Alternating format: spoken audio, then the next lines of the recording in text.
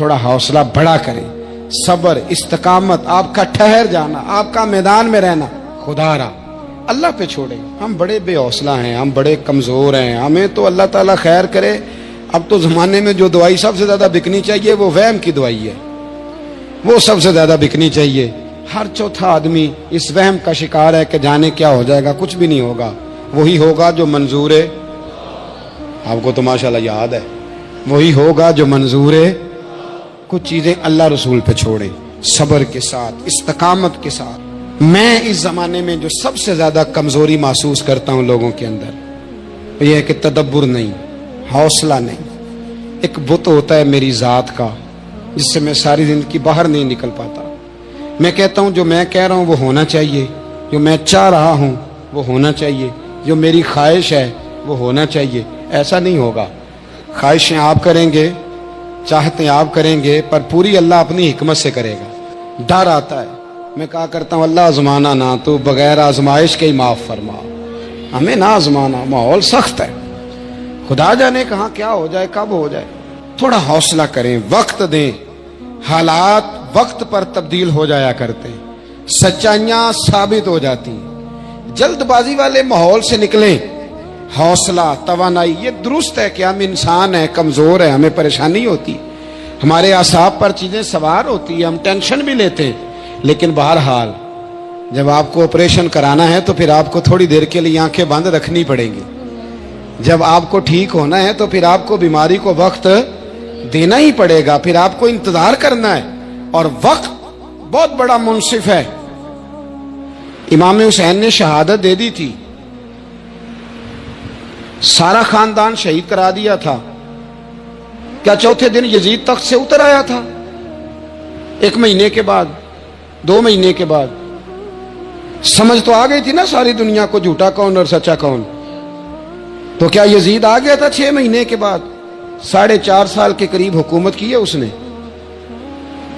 لیکن جو چھپ کے اس کا نام بھی لیتے ہیں نا آج، چھپ کے، وہ بھی بیٹے کا نام یزید نہیں رکھتے، لیکن پورے زمانے میں گھومو گے تو کروڑوں غلام حسین ملیں گے، لاکھوں غلام حسن ملیں گے۔ حالانکہ امام حسین نے تو قربانی دے دی تھی، اس وقت کوئی انقلاب برپا نہیں ہوا، یہ سمجھ لیں آپ بات۔ وقت لگتا ہے، اور جیسے جیسے وقت آ رہا ہے نا، انسان کو بیدار تو ہو لینے دو۔ ہر شخص پکارے گا ہمارے ہیں حسین۔ تھوڑا وقت دیں ماحول کو، ہم وقت نہیں دے رہے۔ بیوی کو تبلیغ کرتے ہیں پھر اس کو ٹائم نہیں دیتے، بچے کو کہتے ہیں پھر اس کو ٹائم نہیں دیتے، ہم کسی کو دین کی طرف بلاتے ہیں پھر اس کو وقت نہیں دیتے، ہم کسی کو اصلاح کا پیغام دیتے ہیں تو پھر اس کے بعد ہمارے پاس کوئی گنجائش نہیں رہتی۔ 2-4 دفعہ کوئی کام کر لیں تو بس اب چھٹی۔ تھوڑا حوصلہ، استقامت، صبر، ڈٹنا، کہیں کھڑے ہونا، کسی جگہ سٹینڈ لینا، کوئی معیار بنانا، کوئی جناب ماحول ہو، کسی جگہ آپ ٹھہریں، آپ محسوس ہو کہ آپ حق پر ہیں تو آپ سچی بات کر رہے ہیں۔ نبی کریم صلی اللہ تعالی علیہ وسلم وقت دیتے تھے۔ ہجرت سے کچھ دن پہلے رسول کریم علیہ السلام کا ارادہ ہوا، سرکار نے چاہا کہ میں نا بیت اللہ شریف کی اندر سے زیارت کروں۔ عثمان بن طلحہ نام کے ایک شخص کے پاس چابی ہوتی تھی، حضور صلی اللہ تعالی علیہ وسلم اس کے پاس تشریف لے گئے تو کہا ذرا چابی دینا، میں بیت اللہ کے اندر سے زیارت کرنا چاہتا ہوں۔ کہنے لگا معاذ اللہ کوئی اور ہوتا تو میں دے دیتا، آپ کو نہیں ملے گی۔ حضور اللہ کے خزانوں کی کنجیوں کے مالک ہیں، زمین و آسمان اللہ نے قبضہ اور اختیار میں دے دیے۔ حضور مجھے بتلائیے نا، میرے رسول کریم صلی اللہ تعالی وسلم اشارہ کرتے تو تالے والے سارے ٹوٹ نہیں جاتے؟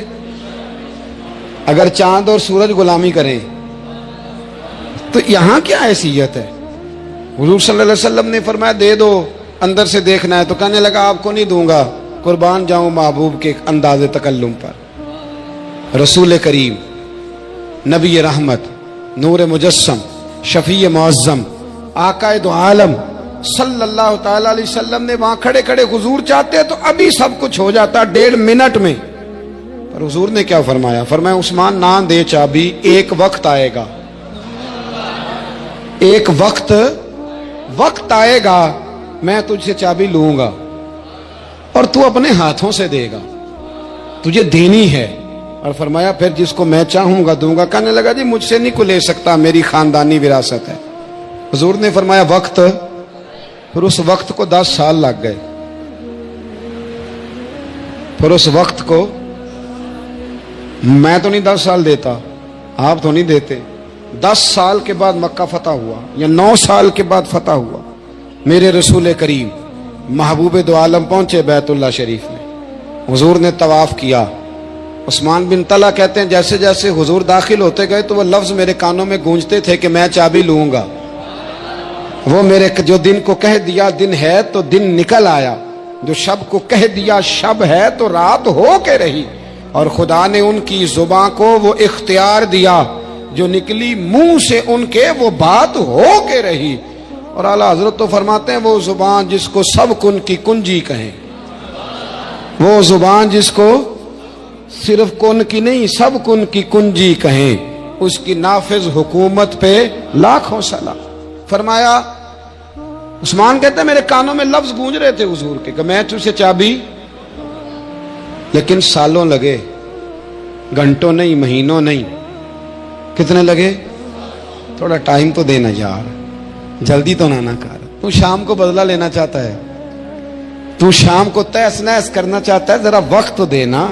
وقت خود بہت بڑا منصف ہے, بڑے سارے انصاف خود بخود کر دیتا ہے. پتہ چل جاتا ہے وقت گزرنے کے ساتھ سچا کون اور جھوٹا کون. حضور علیہ الصلوۃ والسلام کے لفظ گونجتے ہیں.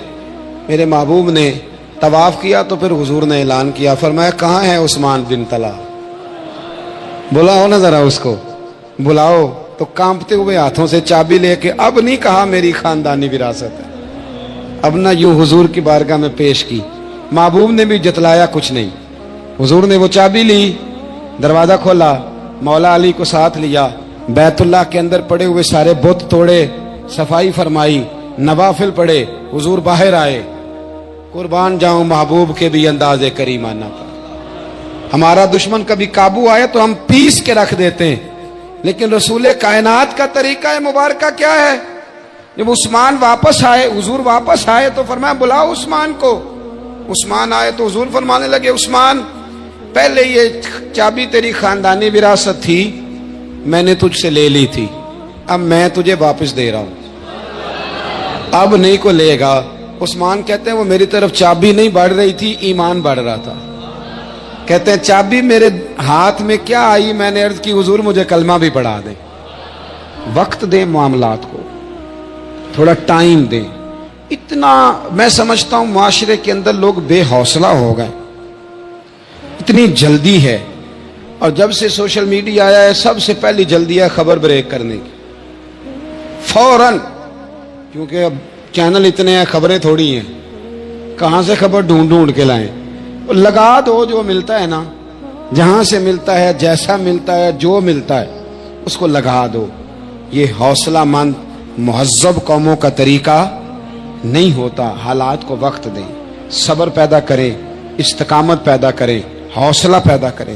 کئی دفعہ ایسے بھی ہوتا ہے, کئی دفعہ کہ آپ کٹہروں میں کھڑے ہوتے ہیں, پھر کچھ وقت گزرتا ہے کٹہروں میں کھڑے کرنے والے کٹہروں میں کھڑے ہوتے ہیں. لیکن آپ وقت دیں. آپ دیکھیں وہ کل تک جو بیٹھ کے بڑی بڑی باتیں کرتے تھے, مکے لہراتے تھے, بڑا کچھ بتاتے تھے, وہ کہاں ہیں لوگ آج؟ کہاں ہیں جو کہتے تھے کہ میں اٹھتا ہوں تو زمانہ اٹھتا ہے, میں بیٹھتا ہوں تو زمانہ بیٹھتا ہے؟ کدھر گئے لوگ؟ ہم نے اپنی زندگی میں ایسے لوگوں کی شہرت دیکھی ہے کہ ان کا ٹی وی پر خطاب لگتا تھا تو کھڑے ہونے کو جگہ نہیں ملتی تھی.